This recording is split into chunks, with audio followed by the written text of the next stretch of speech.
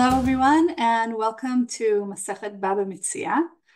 Bava Metzia is a very rich Masechet, which deals with much of the civil law that's described in the Talmud. And we'll see many, many different topics. As I said, it's a very rich Masechet. And it's part of the broader Masechet, which, as we mentioned in the introduction to Baba Kama, was originally one Masechet Nezikin. So the first part, as we saw in Baba Kama, deals primarily with damages, and Baba Metzia deals with all kinds of rules of civil law, but focuses more on the laws of property and ownership, a topic which will also be developed in Masechet Baba Batra. What's interesting about Baba Metzia, in contrast to Baba Kama, and particularly in contrast to Baba Batra, is that we can see very, very clearly that Masechet Baba Metzia is structured according to the laws as they appear in the Psukim. So civil law appears in two central parshiot in the Torah, a little bit in Vayikra, but really the two main places where we find a whole unit of different civil laws is in Parashat Mishpatim, and then again in Parashat Ki Tetzeh. So I very highly recommend just sitting down, maybe even pausing me for a moment, and reading through those chapters. It's about 5 or 6 chapters in Shmot and in Dvarim, and looking at the order of the mitzvot. And when you see the order of the mitzvot there, you'll be able to identify that almost exactly the order of Baba Metzia follows the order of the mitzvot in the Torah. So Baba Metzia begins with the laws of lost property. It then moves to the laws of various kinds of deposits. It then moves to the laws of hona'ah, or deceptions, different kinds of deception. Then it moves to the laws of interest, of ribit, then to the rights of workers. Then it moves to the laws of different kinds of guardians, and we'll discuss later the different kinds of guardians that the Mishnah and the Talmudim talk about. And finally, it moves to the laws of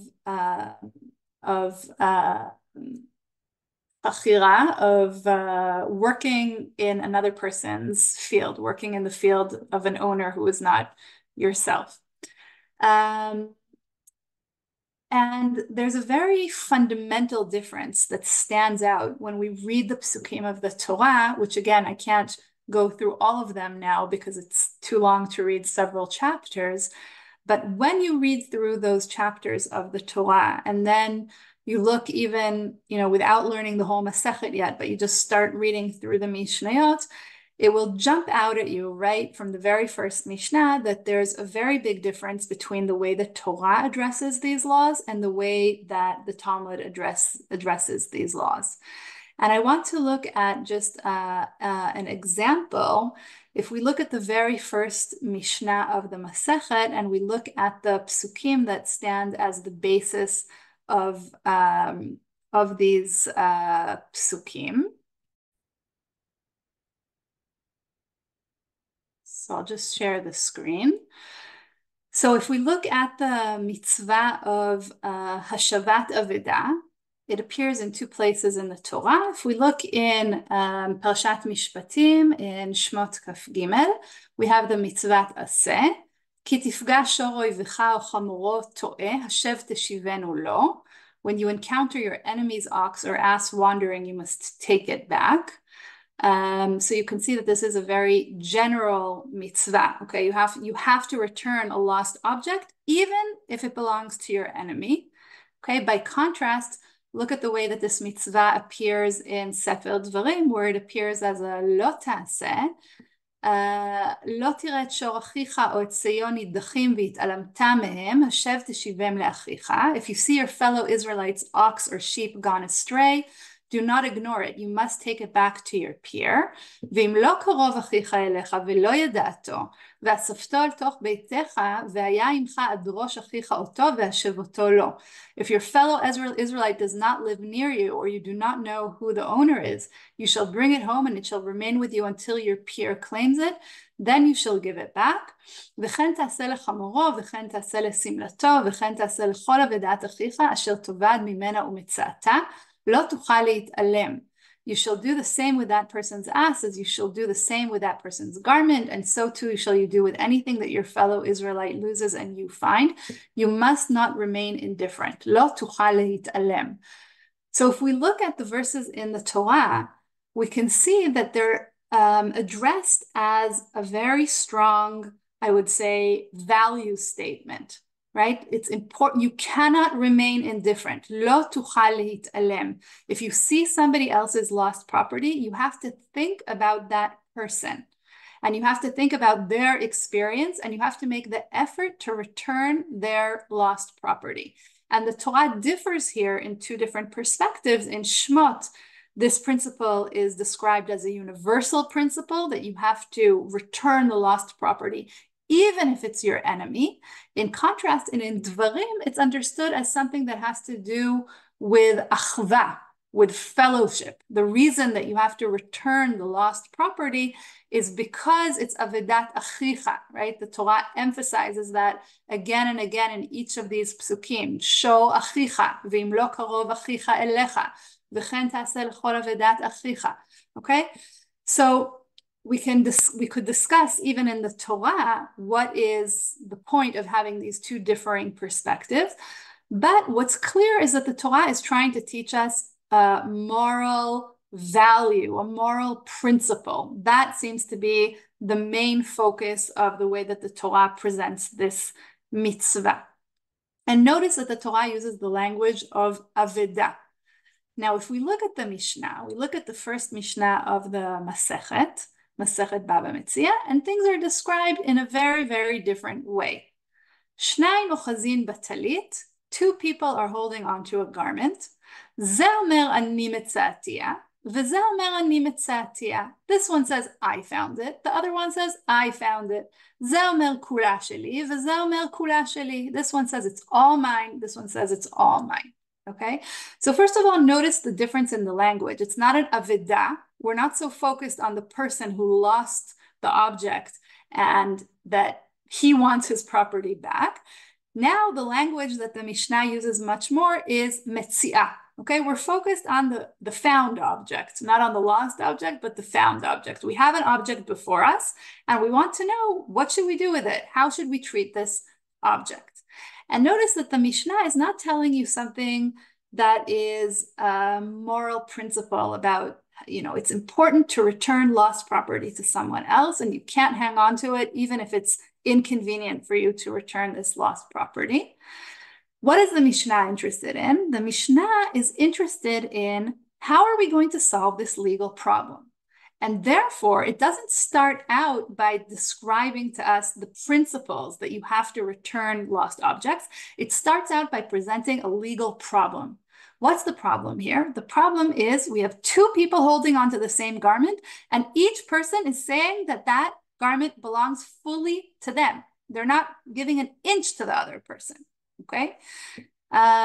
So this is a much more complicated legal problem, and in that this is very classic that the Mishnah is giving, the Torah gives us general values and morals, and the Mishnah wants to bring it down to earth and to say, how do we take these values and create a functioning legal system? How are we going to explore the parameters and the knotty, thorny, complicated legal problems in order to be able to think about how this could potentially work in the real world? And indeed, the Mefarshim pick up on this, I think, and the very first Tosfot of the Masechet asks the question, I always like to ask this question: why is a Masechet specifically here and not there? Why is Bava Metzia before Bava Batra and not after Bava Batra? And the Tosfot also like to ask this kind of question. And the Tosfot say that the reason that Bava Metzia is here is because the end of Baba Kama ended with a machloket. It ended with a problem where one person said something belongs to me, and the other person said something belongs to me. And therefore, the Mishnah now launches into Baba Metzia, and it talks about, this is what the Tosfot say, Tani hachanami dinei chalukot. So the whole point of Bava Metzia is to talk about cases where there's a doubt, where we don't know how to divide the object, the disputed object that is in front of us. And I think that that's a very profound insight, because although we're going to see that there are many, many different topics throughout Masechet Bava Metzia, as I said, we talk about interest, and we talk about the rights of workers, and we talk about deposits, and we talk about guardians and fields, and many, many different topics. But one of the most central themes of Bava Metzia is what to do about cases of doubt in Dinei Mamonot. How do we deal with financial instances where we're not sure where the truth is? We don't know who does the object truly belong to? Okay. Now we have a fundamental principle that we've already encountered in several places in the Shas, and it's one of the most central principles of Masechet Bava Metzia, which is hamotzi mechavero alav haraya. Right? If I'm holding on to an object and you claim that that object belongs to you, so you're going to have to bring evidence that will refute my chazakah of holding on to the object. Okay, so it's not that the burden of proof divides equally between us. If I'm holding on to the object, then the prosecutor, the person who is demanding the object as his own, is going to have to bring the burden of the evidence. But what's the problem? The problem is that is one kind of a doubt, right? Where we as the Beit Din don't know who this object belongs to. And so we have that principle of hamotzi mechavero alav haraya. But the problem is that we also have cases that are more complicated than that, because we can't put that rule, hamotzi mechavero alav haraya, into use. Why? Because we could have a case, as we have in the Mishnah before us, that two people have grabbed onto the garment at the very same time. It's not that one person is holding onto the garment and the other is saying, hey, that garment belongs to me, but rather this is potentially a lost garment. It could be even belongs to a third party, but two people saw it and two people grabbed it at the very same time. And then the question is, okay, so what principle do we implement in order to decide what will be the ruling in this case? So the Mishnah says, in this case, zei shava she'en lo ba pachot michetzia, v'zei shava she'en lo ba pachot michetzia, v'yachloku. Each of them is going to take an oath that he doesn't have that, not less than half of the garment belongs to him. And then they will divide the garment half and half, 50-50. Okay. Now, so we see here the principle of the oath, and we see here something that's unique about civil law within a religious legal system, because the idea that there's two people arguing over one object, that appears in any legal system since, it goes back to before time began. But the idea of using an oath in order to determine this, what we do in this case, that's only possible in a legal system, right? Because we're bringing God into the legal situation, and we're saying each one of them will take an oath, And if they're taking an oath, then why don't we just have, if they each say it all belongs to me, why don't we have them each take an oath that it all belongs to them? Because it's clear to us that one of them is lying. So we don't want one of them to take a shvuat shav, right? Even if they both thought that they both jumped on the garment at the very same second, and they each really believe I found it and it's all mine. It must be that one of them got it a split second before. And therefore, we don't want them to take a shvuat shav. And so they each only take an oath for part of what they found, and then they can split it 50-50. And we see the same principle of division in the second part of the Mishnah. Ze omer kula sheli veze omer chetzia sheli. So one says it's all mine, the other says it's only half mine. האומר כולה שלי שווה שאין לו בה פחות משלושה חלקים, והאומר חציה שלי שווה שאין לו בה פחות מרביע. So again, each one of them only swears on part of what he said what he thinks really belongs to him. He doesn't take an oath for everything that he believes that belongs to him. So here we see this so we already discussed the principle of המוציא מחברו עליו ראיה. Here we have a second kind of a principle of yachloku, right? That there's a principle that in a case where they both are making the same claim, then they will divide it between them, which seems very intuitive and seems perhaps like the only possible option. But interestingly, when we look at the Tosefta, we see that that's not true, that it's actually not the only possibility, because the Tosefta says, Shnai mochazin betalit, זה נוטל עד מקום שתפוס, וזה נוטל עד מקום שתפוס. Okay, so we actually have another way that we could settle this. We could say, no, each one of them will take the part that he's holding onto, that he's grabbed onto. Because if two people are holding one garment, doesn't mean that they're both holding it in the same way, right down the middle. Maybe one of them has grabbed almost the whole garment, and the other one is just holding onto the fringes, okay? So the Tosefta actually says, you know what?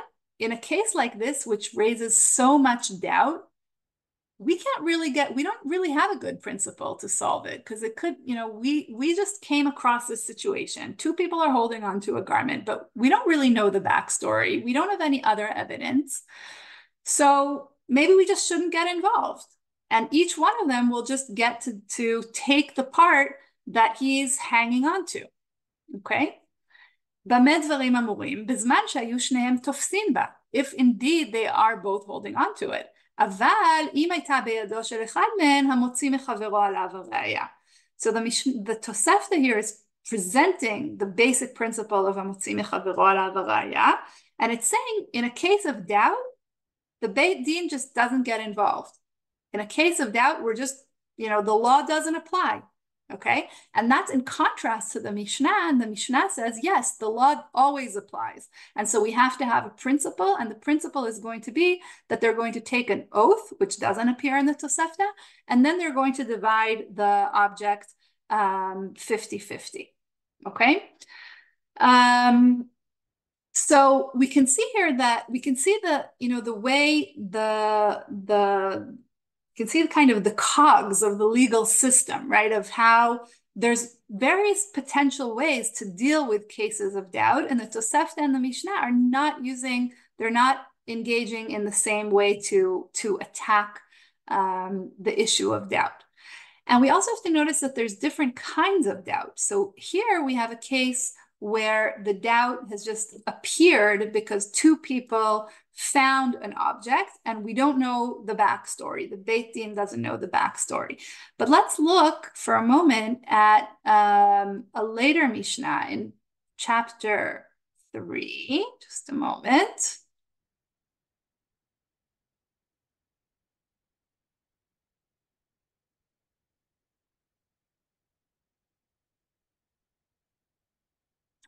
Okay, so chapter 3, Mishnah 3.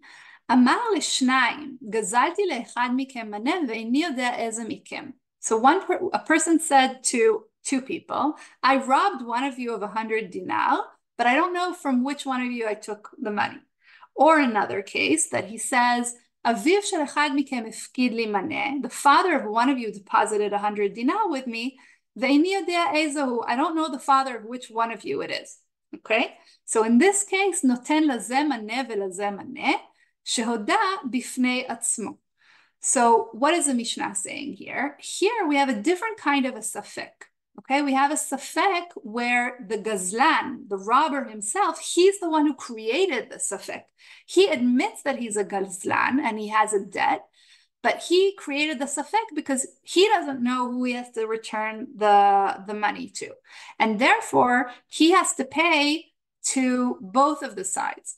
Okay, so he's actually going to be the one who's going to be out of pocket because he either only stole or he was only given a deposit of 100 of a maneh, of 100 dinarim, but now he's going to have to repay 200. So that's another different kind of a solution. It's not saying, we could have potentially said, okay, he'll give each of them 50. But no, in this case, because he is a gazlan or he did something that is not okay, therefore he's going to have a knas that he has to pay double, okay?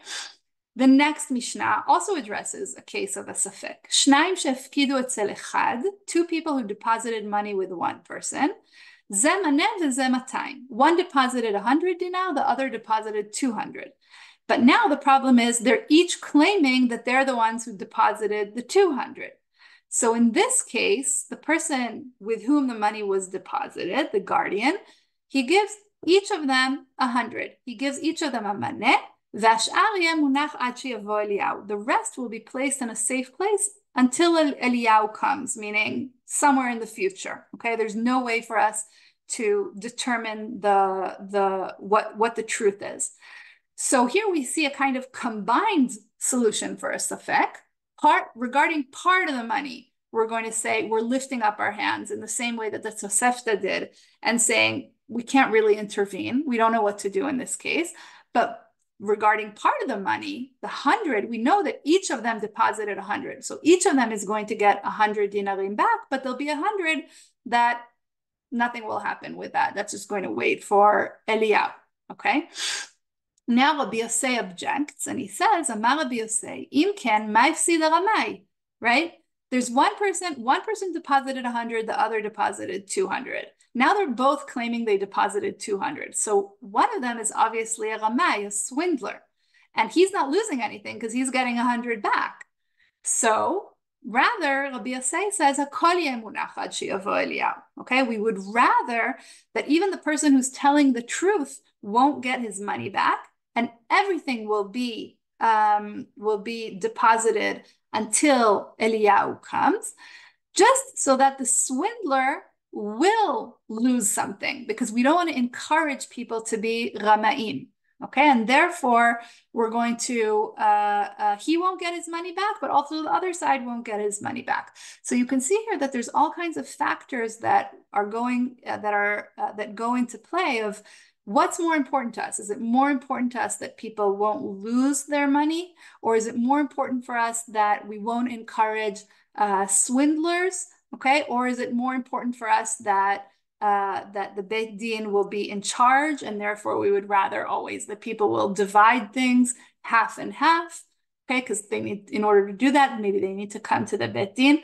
So there's many different considerations that go into play here. And through these different principles, and especially in the Talmud, we'll see the Mishnah just gives the cases. The Talmud tries to formulate the principles that are behind these Mishnayot, and through looking at all these different principles of hamotzi mechavero alav haraya, of dividing half and half, of letting of a knas, of giving an extra payment, an extra, what's the word, of punishing basically the ramai. In all of these cases, the Mishnah is using these formulations in order to try and understand legal and conceptual questions, and through them to better understand the idea of ownership, the idea of property. What exactly is a deposit? What are the parameters of being a guardian for another person's property? Okay, so all these very conceptual questions are addressed through the juxtaposition of different cases in the Mishnah and later in the Talmud's discussion. I want to very, very briefly go over the order of the chapters in the Masechet. There's many different topics here. There's many different terms that we'll get to know throughout the Masechet. But nothing here is strange or unfamiliar because it's all civil law and it's all ideas that we recognize from our banking systems, from deposits that we ourselves have. All of these laws will be very familiar in contrast to Seder Nashim or Seder Moed. These are all different ideas that appear in every legal system. So chapters 1 and 2 deal with lost property. Chapter 1, as we saw, deals with a case where there's two people who believe that the property belongs to them. And chapter 2 discusses more classical cases of lost property, that I find the lost property of someone else, and then how do I know if I can give it back, and what are the signs that I need to identify in order to return the property and make sure I'm giving it to the right person. Chapter 3 introduces the idea of 4 different shomrim, 4 different guardians, which is also developed in chapter 7. The Mishnah talks about shomer chinam v'shoel, noseh sachar v'socher. So let me try and translate that. We have the shomer chinam, who is shomer, a guardian who is a guardian for free. We have the shoel, a borrower. Noseh sachar is someone who is paid guardian, and a socher is a hirer, meaning he hired the object. He himself paid for the object, to use the object. And then the question is, what is the extent of the responsibility of each of these guardians, and how does their status affect their responsibility for the deposit that they have? Chapter 4 deals with different kinds of property, and particularly compares money to other kinds of property. And the chapter also discusses dinei ona'ah, the laws of deception. What happens if b'de'avad, right? If looking backwards, I know that in a certain deal there was a deception. So let's say that an object that really is worth 100 shekel was sold for 150 shekel. Okay, so what is the extent of the deception that the sale will still stand, and when is there a deception where perhaps the sale will be completely canceled?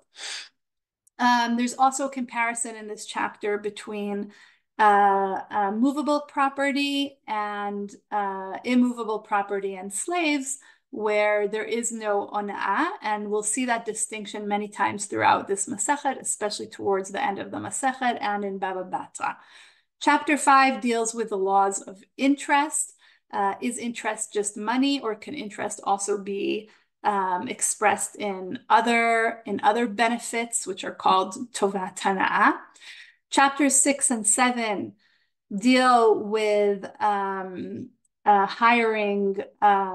hiring craftsmen and hiring workers, field workers, and what are the obligations of the hirer, of the person who is employing the employer.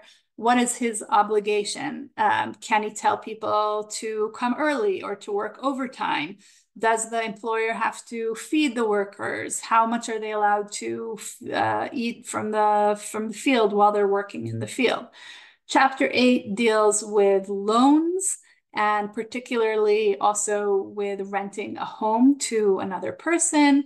What are the laws of the contracts pertaining to these areas? How long in advance, for example, would I have to let the other side know if I want to cancel a contract? Chapter 9 deals with the laws of sharecroppers and contractors, different ways of working in a field that I don't own, and how do I pay the owner? Do I just give a percentage of what I've picked, or do I determine a certain amount in advance that I'll pay the owner of the field? What happens if I promised to plant a certain kind of crops, and then I planted a different kinds of crops, all kinds of questions like this. And chapter 10 deals with being part of a joint building or joint home. So let's say I live on the second floor and there's someone who lives below me. So how do we deal with the chadar madrigot, with our joint property? What happens if the building collapses when we want to rebuild it? Can I require the person living under me to rebuild their share in full so that I can build my share? These questions in chapter 10 actually are much more related to the questions that we'll see in Baba Batra. But they appear here because the original Masechet Nezikin was divided equally into 10 chapters in each Masechet, and therefore, even though these questions are more related to the next Masechet, they appear here in chapter 10. So as you can see, a very, very rich, lively, interesting Masechet. It's not a Masechet that's too difficult. It's very intuitive. It's very interesting legal questions. And I hope you will very much enjoy the study of this Masechet.